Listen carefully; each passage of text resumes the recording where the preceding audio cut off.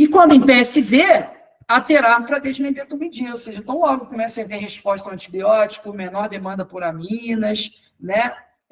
Priorizar a desmedetomidina. Só que tem uma outra coisa importante aqui, né?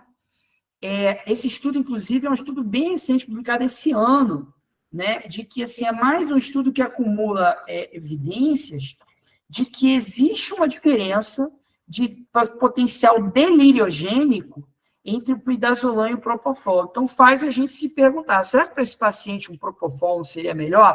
Já que ele é um paciente que tem história de delírio. Não é nem risco. Risco ele tem intrínseco pelo fato de ser maior de 65 anos, está confinado, está em uso de um medicamento medicamentos que já são deliriogênicos, né? Então, assim, além disso, se você puder usar um sedativo menos deliriogênico, pode ser uma boa pedida para ele. Então, até considerar propofol para ele no lugar do midazolam é uma boa opção, pensando na importância do controle de manejo de delírio para este paciente que já teve um delírio com consequências muito graves. Certo? Então, acho que isso é uma ponderação interessante para a gente fazer também. Bom, aqui a gente tem também, né, a própria plataforma aqui do No Harm, né, onde a Ana rastreou um caso aqui para a gente discutir também rapidamente, né? Caso caprichado, né? Um paciente bem complicado, assim, que suscita algumas reflexões da gente. Um paciente de 46 anos, 45 quilos de peso, um paciente muito emagrecido, usuário pesado de cachaça, né? O etilista pesado, e usuário de crack, e que não parou de beber, não é abstêmico, com cirrose hepática muito avançada, CHAO de C10, que é uma classificação bastante avançada, e com consequências clínicas já de doença hepática avançada, com varizes esofágicas, nem que cefalopatia hepática, e por aí vai, e fez uma pneumonia, uma infecção, né, está com sepse grave, com suspeita da etiologia ser pulmonar de fato. Então, aqui a gente está, inclusive, com um paciente que a causa tem grande chance de ser respiratório, no caso, sendo uma pneumonia aspirativa. Então, o que a gente tem aqui? O paciente está tendo ataque cardíaco, né, está com saturação de 88, está em modo VCV, ou seja, é um modo de controle, né, não é um modo de suporte, é um modo de controle, o que vai requerer uma meta de sedação, né, no RAIS aí de -3 a -5, então uma sedação mais profunda.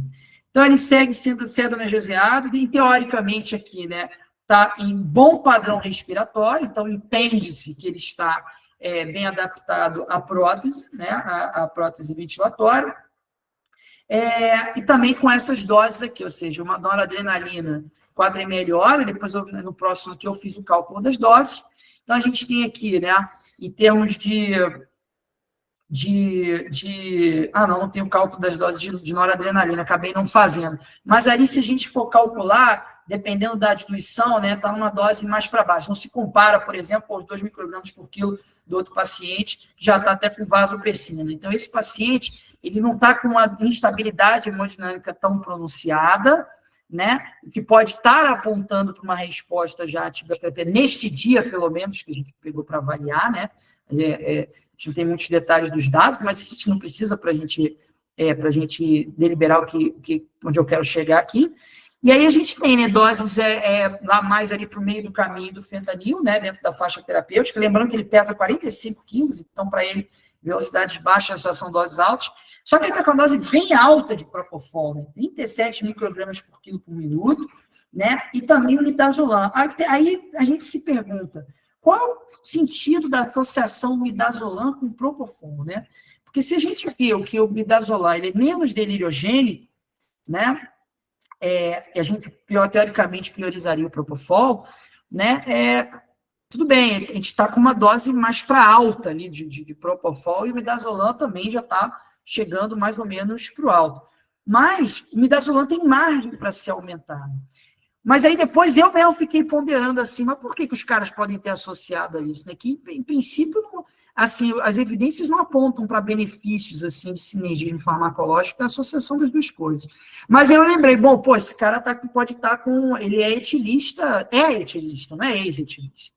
Então, para o nível de etilismo que ele tem, ele pode estar, o objetivo pode ter sido como ansiólise para abstinência, que o tratamento é com benzodiazepina mesmo, E aí o Propofol pode não ter um papel muito relevante nisso, né?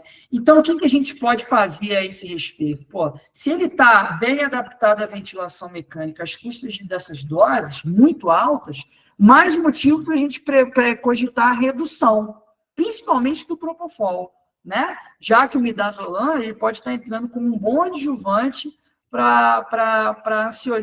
ansiólise para abstinência alcoólica, né? Então, considerar essa redução do Propofol é bastante interessante no curto prazo, até porque essas doses altas, né, pode dar ao paciente que já tem hepatopatia, né? A gente não sabe também qual é a capacidade dele de metabolizar triglicerídeo, né? A meia-vida desses fármacos todos para ele certamente vai ser mais alta, apesar dele ter um volume de distribuição baixo, porque ele é magrinho, né? Então, assim, a cinética dele é muito errada, muito imprevisível nesse caso. Então, quanto menos fármaco der para dar para ele, melhor, e isso é uma questão importante. E caso ele não se adaptasse bem, né, tivesse mal adaptado a despeito dessas doses, tem pouca margem para aumentar o Propofol, e aumentar midazolam e Propofol em dose máxima não faz sentido. Ele já seria, daqui a pouco, aí, aumentando um pouco mais o fentanil, daqui a pouco um candidato à curarização, caso ele não tivesse bem adaptado à ventilação mecânica, a despeito dessas doses altas. Certo? Então, acho que esse é um caso que tem variáveis bastante interessantes, assim, essa questão dele ser cirrótico traz algumas reflexões para a gente. Tá bom? Pessoal, muito obrigado pela oportunidade de falar sobre esse assunto para vocês hoje. Acho que é um assunto bastante interessante.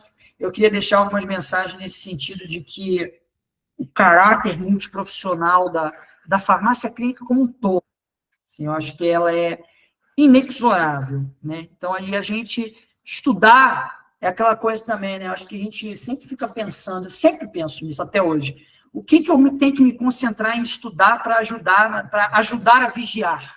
Eu gosto de usar essa expressão. Na clínica, a gente ajuda a vigiar, né? A gente está ajudando a equipe a vigiar coisas de uma maneira, de um olhar diferente, de um ponto de vista diferente, mas que é inexoravelmente colaborativo, né? Então, é isso.